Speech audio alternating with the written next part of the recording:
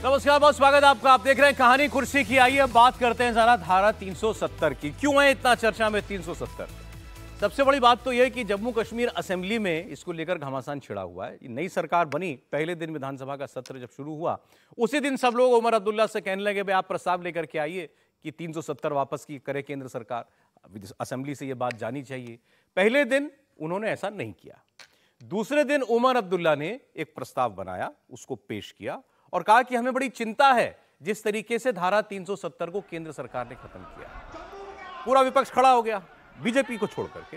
उन्होंने कहा कि भाई ये जो आप भाषा लिख रहे हैं तो बड़ी कमजोर भाषा आपने लिखी है। सीधे सीधे कहिए कश्मीरियों से 370 छीना गया और हम उसको बहाल कराएंगे। भारतीय जनता पार्टी ने इस बात का विरोध किया और नौबत हाथापाई तक पहुंच गई और वही नौबत आज तक जारी है। कल भी ये हुआ था, आज भी यही हो रहा है। सदन के अंदर धक्का मुक्की, मार्शल को बुलाना पड़ता है, विधायकों को बाहर भेजना पड़ता है। तो अब क्या है सिलसिला? उमर अब्दुल्ला तो एक प्रस्ताव पेश करके चुपचाप बैठ गए। पीडीपी हो, सज्जाद लोन की पार्टी हो या राशिद इंजीनियर की पार्टी हो। राशिद इंजीनियर वही जो आतंकी मामले में दिल्ली की तिहाड़ जेल में बंद है, उनके छोटे भाई वो विधायक बन गए हैं। वो पोस्टर लेकर के आए थे 370 वापस करो। वो भी ये कह रहे हैं कि उमर अब्दुल्ला ने बस खाना पूर्ति करी है, बहुत हल्का प्रस्ताव लेकर के आए। बीजेपी कह रही है ये प्रस्ताव आना ही नहीं चाहिए था, पास होना तो दूर की बात है और हम और कोई प्रस्ताव पेश भी नहीं होने देंगे। वही हंगामा अभी तक चल रहा है। ये तस्वीरें आप देखिए। इस बीच आज महाराष्ट्र में प्रधानमंत्री थे, अमित शाह भी आज महाराष्ट्र में है। 370 पर वो भी बोले। उन्होंने कहा साफ साफ लफ्जों में 370 इतिहास बन चुका है और कोई 370 को बहाल अब नहीं कर सकता है। प्रधानमंत्री मोदी और अमित शाह की बात। वहां विभाजन की आग है, वहां जड़ में कांग्रेस का देश विरोधी राग है। कांग्रेस और इंडी गठजोड़ों का जम्मू कश्मीर में सरकार बनाने का मौका मिला, वो फिर से कश्मीर को लेकर साजिशें करने लगे।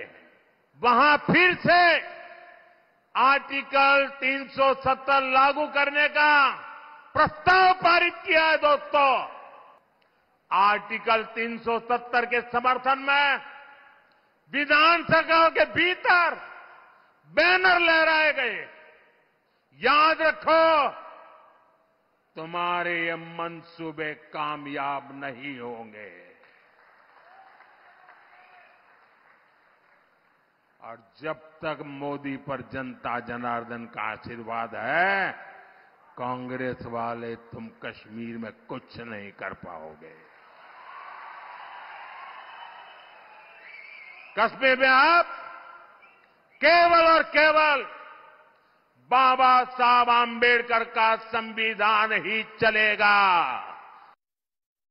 कांग्रेस, एनसीपी, नकली शिवसेना, शरद पवार की एनसीपी ये कहते हैं कश्मीर में धारा 370 नहीं हटनी चाहिए। अभी अभी कश्मीर की असेंबली में मीटिंग हुई नेशनल कॉन्फ्रेंस के साथ। कांग्रेस पार्टी ने भी एक रेजोल्यूशन किया कि धारा 370 वापिस लाइए। ये कश्मीर जो है भारत का अभिन्न अंग नहीं है। मैं आज संभाजी महाराज की भूमि पर कहकर जाता हूं, मेरी बात मानिएगा शरद पवार साहब, आपकी 4 पुश्तें भी आएगी, धारा 370 हम वापिस नहीं आने देंगे। देश के विभाजन और विखंडन की ओर लेके जा रहा है। आपने हाल ही में जम्मू कश्मीर विधानसभा के अंदर उस प्रस्ताव को देखा होगा जिसमें उन्होंने कहा है कि हम कश्मीर के अंदर धारा 370 को फिर से बहाल करेंगे। यानी आतंकवाद की जड़ जो धारा 370 है, जिसे 5 अगस्त 2019 को प्रधानमंत्री मोदी जी ने हमेशा के लिए समाप्त कर दिया है। कांग्रेस और समाजवादी पार्टी को अपनी स्थिति स्पष्ट करनी चाहिए कि जम्मू कश्मीर विधानसभा के इस प्रस्ताव पर वो बोले। क्यों उनका मुंह बंद है इस पर? ये फिलिस्तीन के नाम पर आंसू बहाने वाले लोग, पाकिस्तान के नाम पर आंसू बहाने वाले लोग जम्मू कश्मीर के मुद्दे पर मौन क्यों बने बैठे हैं? ये देश की एकता और अखंडता को चुनौती देने वाली स्थिति है और कोई भी भारतीय राष्ट्र की एकता और अखंडता को कतई पर किसी प्रकार की चोट को स्वीकार नहीं करेगा। मोदी जी, अमित शाह हो या योगी जी, चोट वहां कर रहे हैं जहां कांग्रेस पार्टी को दर्द सबसे ज्यादा होता है। इस पर योगी आदित्यनाथ ने यूपी में भी उपचुनाव हो रहे हैं तो सपा को भी लपेटा है। जो सवाल वो पूछ रहे हैं उसका जवाब दरअसल इन पार्टियों के पास है नहीं। अभी जम्मू कश्मीर के विधानसभा चुनाव में कांग्रेस की जो बुरी स्थिति हुई उसके पीछे भी वजह यही है, क्योंकि 370 रहे या जाए, इस सवाल पर कांग्रेस कुछ भी कहने से बचती है। कश्मीर के लोगों ने देखा, राहुल गांधी 370 पर बोलते नहीं तो वोट नहीं किया। जम्मू में लोग मानते हैं इनको कि ये तो नेशनल कॉन्फ्रेंस के साथ है जो 370 बहाली की मांग करती है, उसने वोट नहीं किया। अब कांग्रेस ने कल ही इस पर रिएक्शन भी दिया है, उसमें भी 370 पर नहीं बोली। उसने कहा कि हम पूर्ण राज्य का दर्जा बहाल करने की मांग से सहमत हैं। 370 पर कांग्रेस अभी भी खामोश है और यही उसकी सबसे बड़ी चिंता है। विजय जी, महत्वपूर्ण बात है। एक तो 370 अब जो जम्मू कश्मीर में हो रहा है वो अभी ताज़ा पहला सेशन हो रहा है, तो वहाँ उस तरह की बात हंगामा हो रहा है। लेकिन ये तो अब बेमायने जैसी बहस हो गई है कि 370 की वापसी होगी, बहाली होगी और जम्मू कश्मीर की विधानसभा में प्रस्ताव पारित करने से भी कुछ होने वाला नहीं है। उमर अब्दुल्ला साहब को आपने कहा कि उमर अब्दुल्ला साहब ने वो प्रस्ताव रखा था कि भाई इस तरह की बात हुई और वो पारित नहीं कर सकते। मैं उनका जो स्वेरिंग इन है उसको दोबारा से देख रहा था, ये स्वेरिंग इन है उनका। क्या लगा लीजिए सर इसको। तो ये है कॉन्स्टिट्यूशन ऑफ इंडिया की स्वेरिंग इन, उन्होंने 70 साल बाद पहली बार कश्मीर विधानसभा में हुई है। तो जो आदमी कॉन्स्टिट्यूशन ऑफ इंडिया की शपथ लेगा वो धारा 370 की बहाली पर कैसे प्रस्ताव पारित कर सकता है? तो इसलिए जम्मू कश्मीर में अब ये भरोसा, जिन लोगों को कंफ्यूजन है उनको समझ लेना चाहिए। 370 तो वापस नहीं आ रही, ये तो ठीक है जी। कांग्रेस पार्टी को कांग्रेस जवाब में ये मांग कर रहे हैं। कांग्रेस क्यों कंफ्यूजन में मुझे समझ नहीं आ रहा। उनको खड़ा हो जाना चाहिए, या तो वो 370 के साथ हों या 370 के खिलाफ हों। ये राष्ट्रीय पार्टी के तौर पर उनको समझ में आता है कि 370 की बहाली नहीं हो सकती और वो खुद भी इस पर बात करते रहते। चुनाव प्रचार के दौरान भी जब उनसे सवाल पूछा गया था तो उनको साफ तौर पर कहना चाहिए। बल्कि ये नुकसान जो आप कह रहे हैं वो इसीलिए हुआ कि वो कन्फ्यूजन था। अमर सिंह साहब एक किस्सा सुनाया करते थे, उसकी चर्चा मैं यहाँ पर नहीं करना चाहता, कि जब सड़क के बीच में आ जाते हैं और कंफ्यूज रहते हैं, इधर जाना उधर जाना है तो मौत होती है। लेकिन वो अलग किस्सा है। अब वो कांग्रेस जो है, कांग्रेस को अपना स्टैंड क्लियर करना चाहिए। और ये जो पूर्ण राज्य का दर्जा की बात है उसमें भी कोई कंफ्यूजन नहीं है। वो अमित शाह जी ने, प्रधानमंत्री ने और सब ने, मतलब जब संसद में जब ये प्रस्ताव रखा गया था केंद्र शासित प्रदेश बनाने का, तब भी सरकार ने कहा था कि वो वापसी करेंगे, बहाली करेंगे। तो वो बड़ा इशू नहीं है। इसमें कोई, मुझे नहीं लग रहा कि पूर्ण राज्य के दर्जे को लेकर उसका समय का बहुत फर्क पड़ सकता है कि कब करना है, 6 महीने बाद होना है, लेकिन कांग्रेस कंफ्यूज है इस पर। कांग्रेस कंफ्यूज है इसमें। और क्यों कंफ्यूज है मुझे नहीं समझ आ रहा, क्योंकि दोनों ही तरफ से वोट नहीं मिल रहा। जो जम्मू वाला वोट था आपने कहा उसका नुकसान हो गया और वहां कश्मीर में उनको मिल नहीं रहा। इसीलिए गोलमोल भाषा का रेजोल्यूशन नेशनल कॉन्फ्रेंस ने पेश किया है। सीधे सीधे जो मांग कर रहे हैं ना बाकी लोग, जम्मू कश्मीर वो ये कह रहे हैं कि सीधे कहिए आपकी 370 हमसे छीना और वापस करें। नेशनल कॉन्फ्रेंस का रेजोल्यूशन तो गोलमोल ही हो सकता है ना, मैंने कहा। क्योंकि जिस मुख्यमंत्री ने कॉन्स्टिट्यूशन ऑफ इंडिया की स्वेरिंग की हो, शपथ लियो, वो कैसे उसकी बहाली पर वो कर सकता है प्रस्ताव पास? 370 पर पिटाई कर रहे हैं मोदी जी, अमित शाह जी महाराष्ट्र में कांग्रेस की। देखिए, उमर भाई बन गए मुख्यमंत्री, अब बेवजह आप लोग उनको कर रहे हैं परेशान। फारूक अब्दुल्ला और उमर अब्दुल्ला की पूरी राजनीति जम्मू कश्मीर का शासन बना रहे इसी तक रहती है। अगर कल को शासन चला जाएगा तो वो भी बोलेंगे फिर कि घाटी में खून की नदियां बह जाएंगी, कोई तिरंगा उठाने वाला नहीं बनेगा।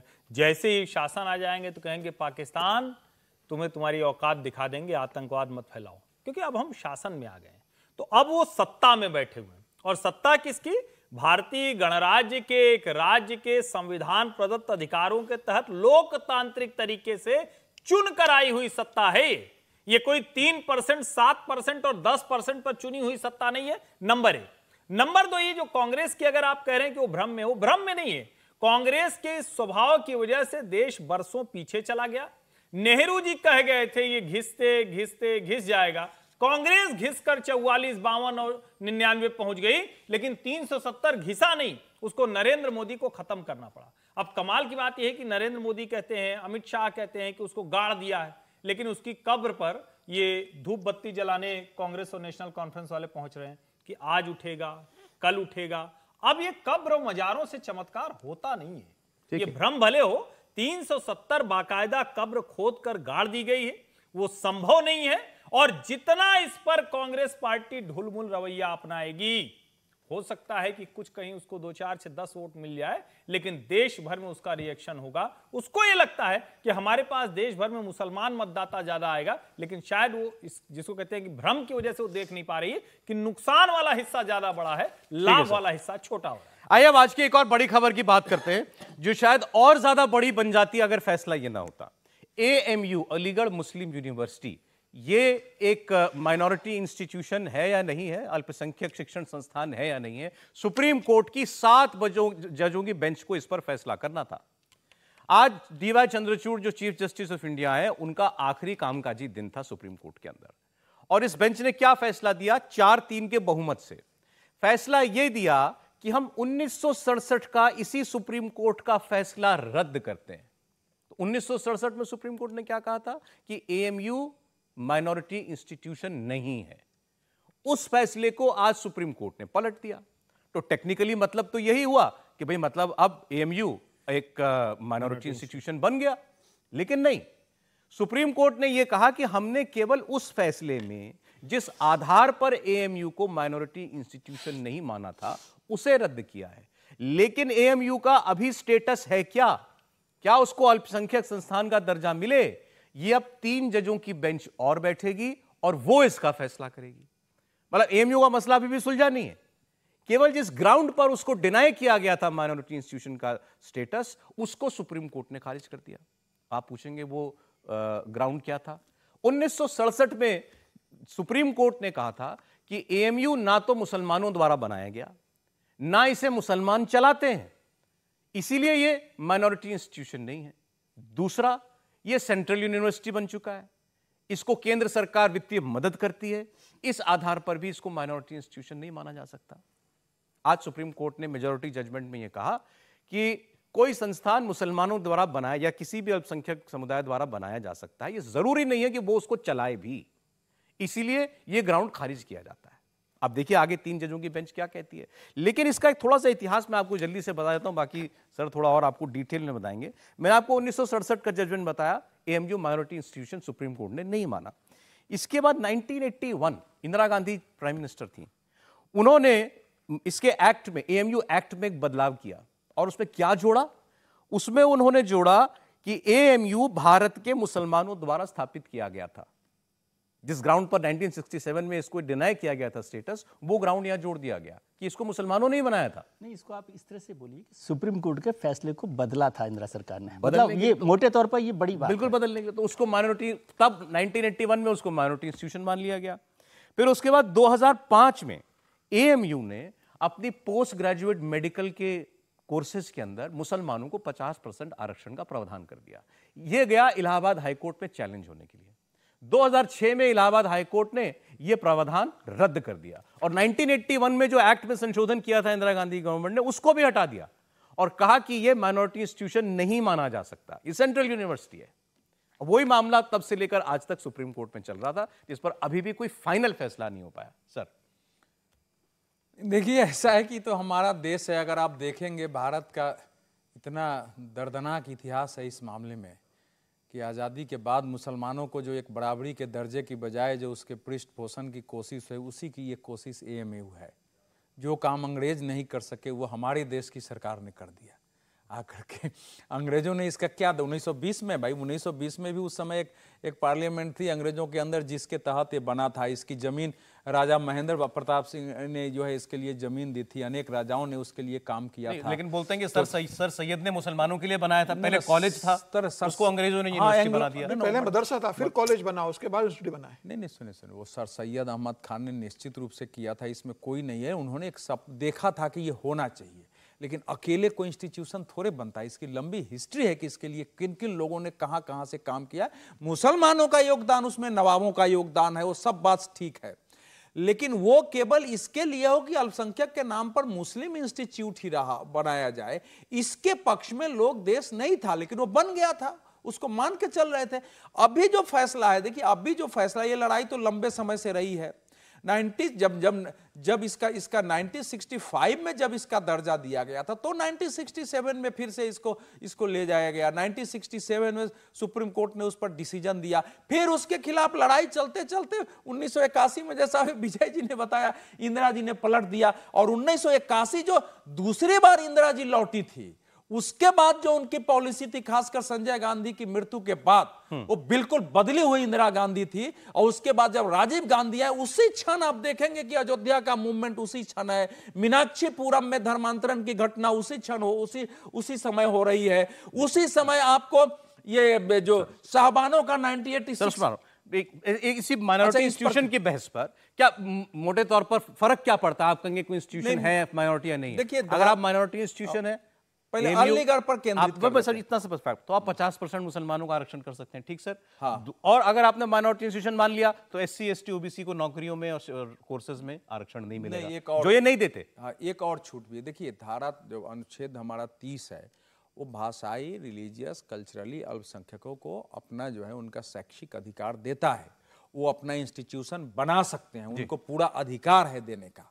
लेकिन उसमें क्या है, जब 30 के तहत आप बनाते हैं, अगर वो अल्पसंख्यक का दर्जा है, तो सेंट्रल गवर्नमेंट या स्टेट गवर्नमेंट उसमें तब तक हस्तक्षेप नहीं करेगी जब तक कि वो नेशनल यूनिटी या इंटीग्रिटी या ऐसे ही मामलों के विरुद्ध उसमें जाने का कोई बात न हो जाए। ये उसको एक बहुत बड़ा पावर होता है। और उसके नाम पर देश भर में जितने इंस्टीट्यूशन खुले हैं इंजीनियरिंग के, क्या भ्रष्टाचार हो रहा हमारे सामने। अलीगढ़ मुस्लिम यूनिवर्सिटी को, जिसको मोहम्मद अली जिन्ना ने कहा कि हमारे लिए तो एकमात्र जो है हथियार का अस्त्रागार जो है पाकिस्तान के लिए यही बना हुआ है, वहां से वो धारा चली है। लेकिन अब सुप्रीम कोर्ट का जो डिसीजन है, तो डिसीजन है ही नहीं। अब जज साहब को, चीफ जस्टिस को आज ही जाना था, तो लगा कि आज एक फैसला कर देना चाहिए। तो आप कह रहे हैं कि भैया वो फैसला तो हम पलट देंगे क्योंकि उनको अधिकार है, लेकिन उन्होंने क्वेश्चन उसमें छोड़ा है कि क्या धारा 30 के तहत ऐसे इंस्टीट्यूट बनाने का, इसमें क्या क्या अधिकार मिल जाता है माइनॉरिटी को, ये वो तय करेगा। उसके मानक क्या होंगे आगामी। AMU आपकी नजर में AMU माइनॉरिटी इंस्टीट्यूशन होना चाहिए कि नहीं होना चाहिए? क्यों होना चाहिए? हमारी नजर में AMU एक सेंट्रल यूनिवर्सिटी है, सेंट्रल रहना चाहिए। उसमें वो मुसलमानों की ऐसे भी उसमें बहुतायत है, बहुतायत रहे, उसमें कोई हर्ज नहीं है। लेकिन AMU और जामिया, ये दोनों देश की सेंट्रल यूनिवर्सिटी है। क्या सेंट्रल यूनिवर्सिटी को अच्छा, अब जामिया का भी आपने अच्छा याद दिला दिया। जामिया की शुरुआत भी AMU के कैंपस में ही हुई थी, बाद में दिल्ली शिफ्ट हुई। जामिया भी पहले माइनॉरिटी इंस्टीट्यूशन नहीं था। 2011 में कांग्रेस की सरकार ने जामिया को माइनॉरिटी इंस्टीट्यूशन, 1981 में AMU को इंदिरा गांधी ने दिया, 2011 में मनमोहन सिंह ने जामिया को माइनॉरिटी इंस्टीट्यूशन दिया। देखिए, मूल मसला यही है, और अक्सर होता है कि कोई भी बात करिए तो एक पैरेलल खड़ा किया जाता है समझने के लिहाज से। तो जब आप AMU की चर्चा कर रहे हैं, तो पहले जरा BHU का भी नाम ले लीजिए। BHU तो बाकायदा बनारस हिंदू यूनिवर्सिटी है ना, काशी हिंदू विश्वविद्यालय है ना। महामना मदन मोहन मालवीय ने लोगों से दान लेके, 1-1 रुपया चंदा लेके, लोगों से मिला के हिंदू समाज ने उसे खड़ा किया। लेकिन BHU में भारत सरकार की, राज्य सरकार की रिजर्वेशन पॉलिसी लागू होती है, ठीक है। यानी SC ST OBC, जिसके लिए राहुल गांधी रोज लाल वाली किताब लेके, कई बार पन्ना खाली रहता है लेकिन अपना लेके घूमते रहते हैं, वो राहुल गांधी एक बार भी नहीं कह रहे हैं कि AMU और जामिया में जो हमारे OBC SC ST के साथी हैं, बंधु हैं, बहनें हैं, उनको अधिकार मिलेगा, रिजर्वेशन मिलेगा। क्यों नहीं मिलेगा भाई? जहां आसानी से मिल सकता है, जो 2011 में उन्हीं की सरकार ने ये सब गड़बड़ झाला फैलाया है, ये असंवैधानिक कृत्य है। और मैं तो सर्वोच्च न्यायालय का आज का फैसला देखा हूं, तो मुझे समझ में नहीं आ रहा है कि इसको करने की क्या जरूरत थी। भाई चलते रहने देते, ऐसे ही तो चल रहा था। ये तो वही वाली हाल हो गई जो कांग्रेस की मतलब किसी भी मुद्दे पर निर्णय लेने की नीति होती है। आप या तो कहते कि ये है सही या नहीं है, आपने उसको 3 बेंच को दे दिया, 3 जजों की बेंच को। जब आप 7 लोग बैठे हैं, 4-3 का निर्णय आ रहा है, तो 7 जजों की पीठ तो वैसे भी कॉन्स्टिट्यूशनल बेंच हो गई। तो फिर ये निर्णय तो आना चाहिए, कहीं तो जाके स्पष्टता आए। और इस हो या ना हो माइनॉरिटी इंस्टीट्यूशन, AMU भी जामिया भी, हो या ना हो, नहीं होना चाहिए, नहीं होना चाहिए। क्यों? मुसलमानों ने बनाया, मुसलमानों ने ग्राउंड, ये मुसलमानों ने बनाई। आपको आधार दे रहा हूं ना काशी हिंदू यूनिवर्सिटी, महामना मदन मोहन मालवीय, दोनों में फर्क है। दोनों में फर्क नहीं है। बहुत माइनॉरिटी फर्क है। है, वो माइनॉरिटी आर्टिकल 31, आर्टिकल 30 ब्रैकेट 1 अलग तरीके से नहीं, डिफाइन कर रहे मैं हैं। अच्छा, मैं तो बार बार चाह रहा हूं कि इस पे खूब बहस हो। हाँ, बहस होनी चाहिए। आर्टिकल 30 पे ही तो बहस होनी चाहिए। सेकुलर देश में कैसे आप अलग से कह सकते हैं कि एक पूरा विश्वविद्यालय है जो अलग से सिर्फ और सिर्फ मुसलमानों को देगा, उसमें दलित, ओबीसी और अनुसूचित जाति के लोग जाएंगे तो उनको आप आरक्षण नहीं देंगे? कैसे कर सकते हैं आप?